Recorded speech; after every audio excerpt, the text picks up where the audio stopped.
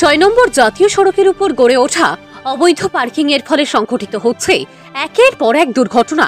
নীরব ভূমিকায় স্থানীয় প্রশাসনের চূড়ান্ত গাফিলতিতে কাছাড় জেলার কাঠিগোড়া সমষ্টির কালাইন কাকড়াখাল থেকে গুমরা বাজার পর্যন্ত অতি ব্যস্ততম ৬ নম্বর জাতীয় সড়কের উপর স্থানে স্থানে গড়ে উঠেছে অবৈধ পার্কিং।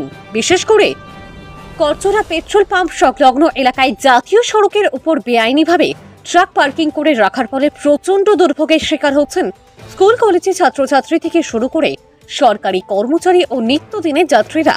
এছাড়াও জাতীয় সড়কের উপর ট্রাক দাঁড় করিয়ে রাখার ফলে প্রতিদিনই তীব্র যানজটের সৃষ্টি হয়।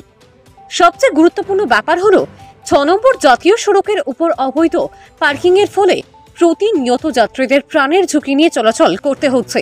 কারণ জাতীয় সড়কের উপর অবৈধভাবে দাঁড় করিয়ে রাখা ট্রাকে বিভিন্ন ছোট বাহনের ধাক্কায় ইদানিংকালে বেশ কয়েকটি প্রাণহানির ঘটনা ঘটেছে। প্রায় সময় দেখা যায় চলাচলের রাস্তার উপর ট্রাক দাঁড় করিয়ে রাখার ফলে বাধ্য হয়ে জাতীয় সড়কের উপর দিয়ে হাঁটতে হয় পথচারীদের। এসব বেআইনি পার্কিং এর ফলে একের পর এক প্রাণহানির ঘটনা ঘটলেও নীরব ভূমিকা পালন করছে স্থানীয় প্রশাসন।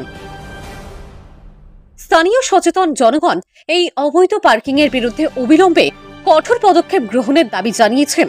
তারা আসামের মুখ্যমন্ত্রী কাঠিগোড়া সার্কেল অফিসার এবং কাছাড়ের জেলা শাসকের দৃষ্টি আকর্ষণ করে বলেন, জাতীয় সড়কের উপর থেকে অবৈধভাবে পার্ক করা ট্রাকগুলো সরিয়ে ফেলা উচিত এবং পথচারীদের নিরাপদ চলাচলের জন্য সড়কের দুই পাশে ফুটপাত নির্মাণ করতে হবে। বিশেষ করে স্কুল কলেজে ছাত্রছাত্রী এবং সাধারণ পথচারীদের নিরাপত্তার জন্য প্রশাসনের তরফ থেকে দ্রুত পদক্ষেপ নেওয়া প্রয়োজন। জাতীয় সড়কের দুই পাশে ফুটপাতের অভাবের কারণে প্রতিদিনই ঝুঁকি নিয়ে পথচারীরা রাস্তা পারাপার হচ্ছেন। এর ফলে দুর্ঘটনার আশঙ্কা আরও বেড়ে গেছে। সচেতন মহল মনে করছেন প্রশাসনের অবহেলা ও গাফিলতির কারণে এই সমস্যা দিন দিন বাড়ছে, যা দ্রুত সমাধান করা প্রয়োজন। স্থানীয় বাসিন্দারা অবিলম্বে প্রশাসনকে কার্যকর পদক্ষেপ নেওয়ার আহ্বান জানিয়েছেন, যাতে জাতীয় সড়কের উপর বেআইনি পার্কিং বন্ধ হয় এবং পথচারীদের চলাচল নিরাপদ হয়।